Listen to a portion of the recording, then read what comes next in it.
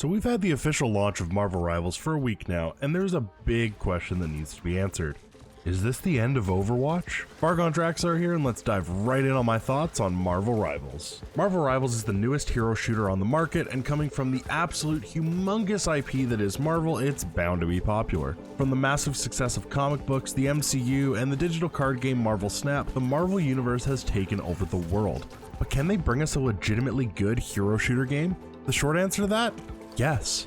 Rivals has been a fantastic time. With 33 playable characters all available free to play at launch, there is so much diversity immediately available. Quite honestly, there's still a couple heroes I have yet to try, but I'll get to it in due time. I already have about 50 hours in the game in this last week, and I haven't had a single moment of thinking this game is bad. One thing I especially love is every hero feels powerful or seems powerful in the right hands. I'm almost 100% positive I have uttered the words, "Oh, they're broken," about every hero at least once. And that is exactly what I want out of a superhero game like this. That's a big place where I think Overwatch and Rivals differ. Overwatch is balanced quite well as a competitive shooter game, and it should be. Regardless of how competitive or casual you're playing Overwatch, we want to see it balanced for good, fair matches. Of course, Overwatch has had balance issues in the past, 40 Orisa and Malga micro buffs.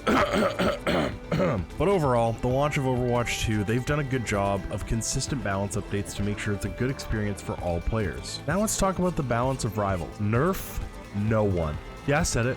I only ever want to see hero buffs in this game. Rivals should be balanced for fun and for people to live out their hero fantasies. I want the development team to balance the game for the casual experience. A game revolving around superheroes should have everybody feeling like a god when they load into a game. Is Rivals gonna have a competitive esports scene? I mean, maybe. Does that change my thoughts? Absolutely not. I want every single person to be able to do busted things with every hero. If this philosophy is taken, does that mean the whole team is still going to get one shot by Hawkeye or team wiped off the map by Jeff Alt? Yes, but that's perfectly fine to me. Let's finally have a hero shooter that's meant to be fun. Now, that last line is not to say that Overwatch isn't fun. I love the game, but it needs to stay competitive minded for balance so that it stays fun. But let's talk true comparisons between the games. Overwatch launched in 2016 with 20 playable heroes and is up to 42 with the release of Hazard in Season 14. Marvel Rivals just officially launched Season 0 last week with 33 playable heroes and no plans in stopping development on new characters. Now, a couple distinct differences here. Overwatch, leading up to the launch of Overwatch 2, was extremely slow and far between for adding new characters to their roster.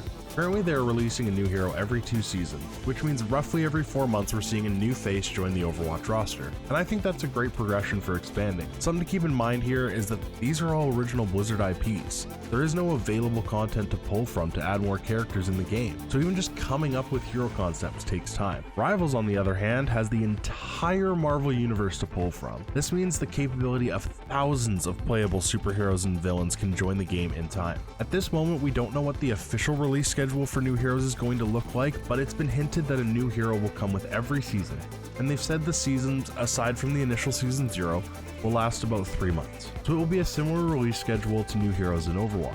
And here's me hoping Deadpool comes and they actually get Ryan Reynolds to voice act it.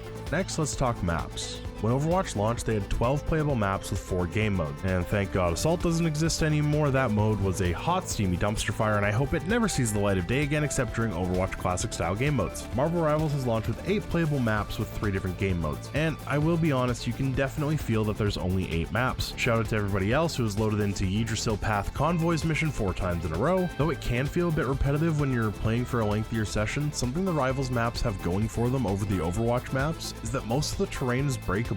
This makes for fun opportunities to be able to go on a sneaky flank. We're getting a low health target who thought they could get behind cover to be healed. And to be fair, with the massive amount of locations available in the Marvel universe, it shouldn't be long before we have a diverse roster of maps to go along with the heroes. I imagine the map releases will be similar to Heroes, and we can likely expect new maps to come fairly frequently during the first few years of the game. Next, I think I need to touch on team-ups. What a phenomenal concept. Overwatch certainly has its combos with Nanoblade, Grav Dragon Strike, and Kitsune Visor, but the team-up mechanic in Rivals is an absolute banger. Being able to get passive buffs or new abilities because your team is playing characters that actually work together in universe is so cool. The team ups alone got me playing characters I wasn't as excited to try out. Shout out to Scarlet Witch players getting me to love playing Magneto. Also, a small tangent about Magneto's voice actor, it's the same guy who did the voice for Obi-Wan Kenobi in the Clone Wars animated series. James Arnold Tyler, you absolute legend. Next is a bit of a sore topic for a lot of people. and its monetization. Overwatch was originally a paid-for game. For the standard version of Overwatch, it would run you $40, and more if you wanted the Game of the Year edition, which just came with some fancy cosmetics. But since it was paid, you had access to the full roster on launch and earn loot boxes by playing the game, leveling up, and participating in special holiday events to earn cosmetics for no additional charge. They have since moved to the free-to-play model that many games are taking part in. This, unfortunately, originally came with some glaring issues. If you were a brand new player to Overwatch 2 when it went free-to-play, you only had a few characters in each role to be able to play, and unlocked more by completing games and challenges. That's not the part that I'm opposed to. Needing to complete games to unlock characters is a fine strategy, and does, to an extent, force people to play quick play game modes over competitive until they unlock the full roster. The problem, though, was the Battle Pass. New characters that were releasing in Overwatch 2 were locked behind either buying the Battle Pass or reaching level 50 in the free tiers, which, if you only had a couple hours a night to play, would take a very long time. Locking heroes behind a paywall in a competitive hero shooter was an abysmal experience for everyone. There's a famous clip out there when Mauga launched into the game. Mauga was the meta tank. If you played anything else, you were throwing your games. This one guy hadn't purchased the Battle Pass, so it didn't have Mauga. He literally left a competitive match, bought the Battle Pass, rejoined the game, locked in Mauga, and his team won. That was a prime example of why this strategy is horrific. And thankfully Blizzard finally listened and adjusted. All heroes are now available right away without a paywall, and the previous horrendous Battle Pass idea of giving no premium currency has also been changed. Marvel Rivals, however, seemingly learned from Blizzard's mistakes, have gone on record saying everything will be free to the players. The only money they will accept for their game is for in-game cosmetics, and you can earn premium currency in the Battle Pass. A big W for Marvel Rivals. The last thing I want to touch on is on a smaller scope, but it's the UI for both games. Overwatch has done an absolutely fantastic job with their UI. It's easy to follow, I know exactly where I'm going when I click something, and it's minimalist enough while still being easy to see. Marvel Rivals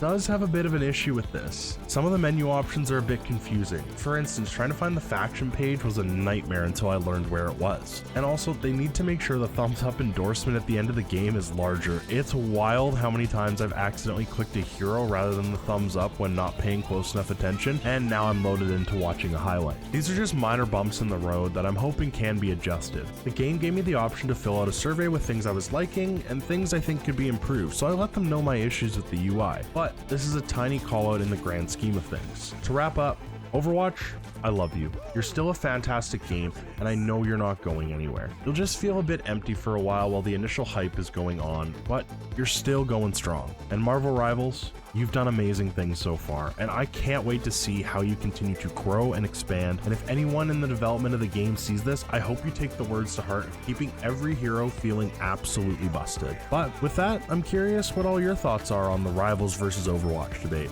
Are you leaving Overwatch for good, or have you just added Rivals to the roster of games you cycle through? If there's anything else you want to add, let me know in the comment. And if you enjoyed this video, make sure to hit that like and sub button. It really goes a long way. And I will catch you all next time.